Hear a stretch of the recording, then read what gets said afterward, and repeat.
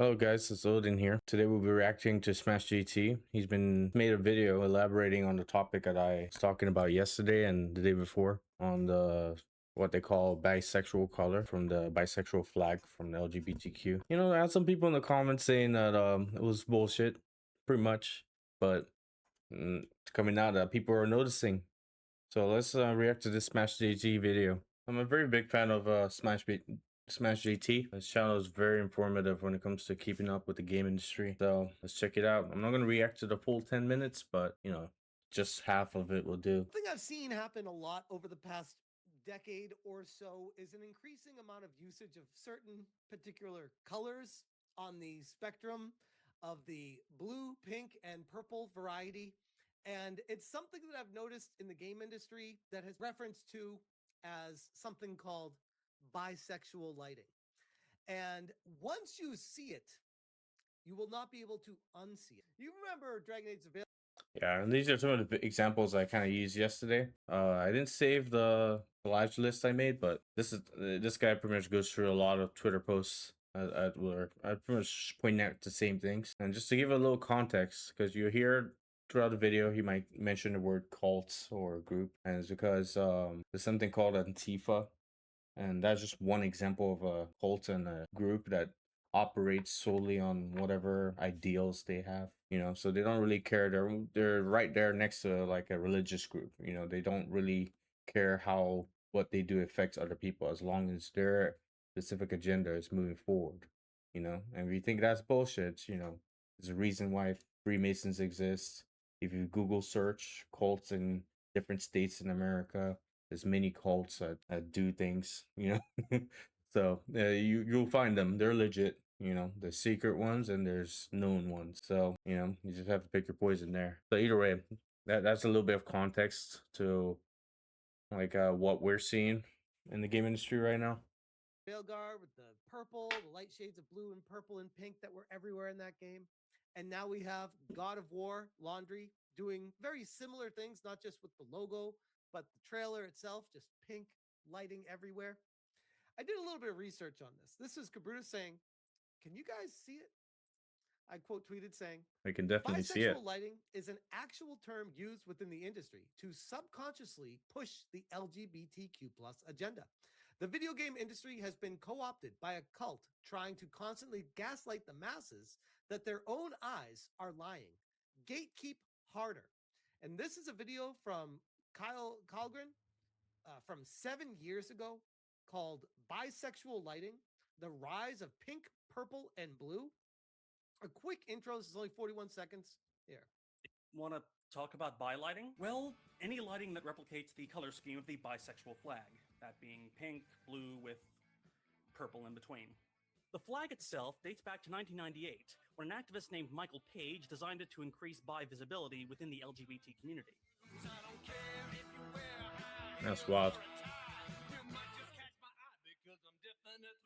Let's dive down the rabbit hole of the bisexual lighting in games. And you guys tell me if there's an agenda being pushed here by consultancy agencies, corporations, companies, and people looking to get low interest loans by DEI from the big banks.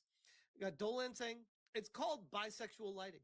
This is a red flag for any product that it appears in. This includes both AAA games. I'm going to skim through this video so that way we don't have to watch the entire video. But he does a very good deep dive into all this stuff, showing even more examples than I showed in my video. This stuff it's getting out of hand, and I hope the guy who was commenting yesterday would watch this video too. You know, because this stuff is important to notice. You know, you don't want people hijacking an industry that didn't need hijacking. You know, this is something it's probably unrelated, but I've been reading a book called Masters of Doom. And Masters of Doom pretty much it follows like the creators of id Software, Doom, Wolfenstein, right? And you get to see their perspectives when they're making their video games. So, you know, there's a whole lot of passion that goes into making art like this. And it's even more to understand that like video game is an art form that's made by not just artists, but you know, scientists, game programmers, computer scientists, you know, people who want to make things happen that can't normally happen, then make, a fun event out of it. Like for example, like there was a scene in the book where when they were brainstorming Doom, and one of the creative directors said, "How about we give Doom like a cinematic universe, a story, right?"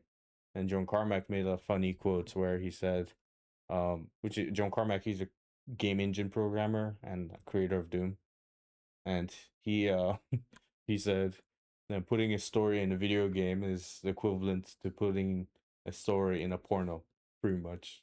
And you can't get the reference there, because no matter how good your story or how extravagant you can make it, the story is only there to drive the gameplay. So if the gameplay is not even like 50% done, then doesn't matter if the story is 100% done, it won't keep up with what a game should be, and people will never finish your story because the game is not there. It needs to be 100% game, and maybe even 20% story. All the best games in the world don't even have a story, barely. Like Super Mario's story is 2%, save the princess, right? Then the rest of the game, you're just going through a bunch of levels trying to get to the princess.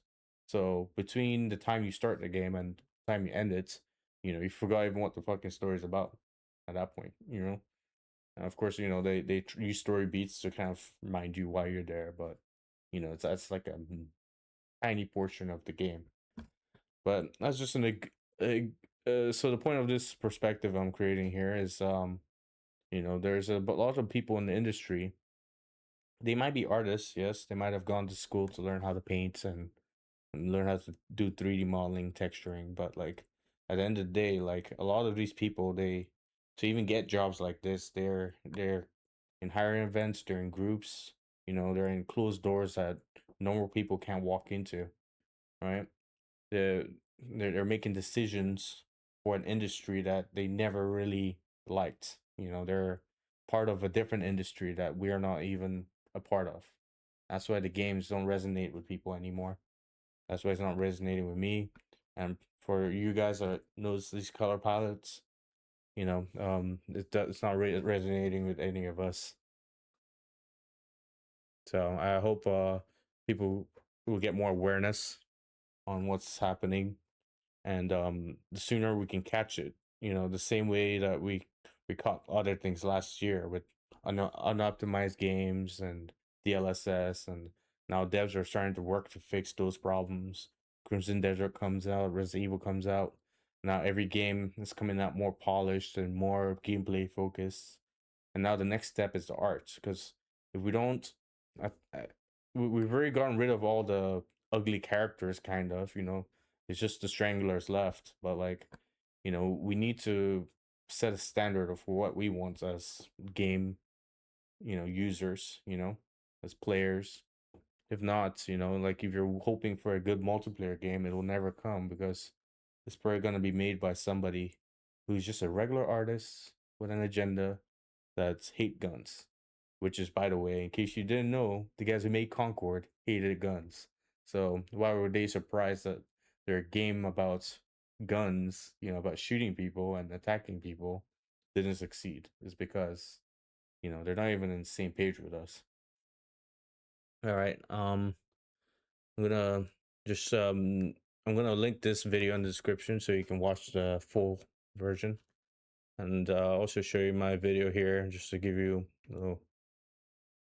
just so you can see that I was pretty much showing the same thing. So I'm gonna put links for both of these videos. So feel free to support mine, but I would advise checking out Smash JT. He has a lot of he's very good at explaining stuff like this and scouring X. Something I've seen happen a lot. It's good at scouring X for gaming news, and he's getting attacked by a lot of these um gatekeepers, is what I call them. Right? He gets attacked by journalists from Kotaku, IGN, and he's getting sued by one of them too for defamation, which is false, and he's gonna win it. But it's just a lot of bullshit, and I feel like people are not paying attention enough. And some people think that they can get away with not paying attention, but it's gonna come bite them in the ass. the same way people are not paying attention to the hardware prices and how the computer industry is flowing. And because of that hubris, it's very easy to, lose sight of what we should have, you know. And these companies continue to lose integrity. So we can't be lenient with everything. We have to pay attention. It's almost like the Stop Killing Games movement. You have to pay attention. You have to pay attention to the Online Safety Act. All right, guys. Thanks for checking out this video, and you have a good night. I decided to make this quick one. Quick, small react, more context. I didn't listen to the full video, but because I already listened to it prior, so that's kind of what ruined it for me. I was hoping to go through the whole 10-minute video, but I hope you enjoy this type of content. Like and subscribe, share thoughts in the comments, and if you have any ideas for my channel and how you think I should improve the camera work, then let me know. Have a good one. Thanks.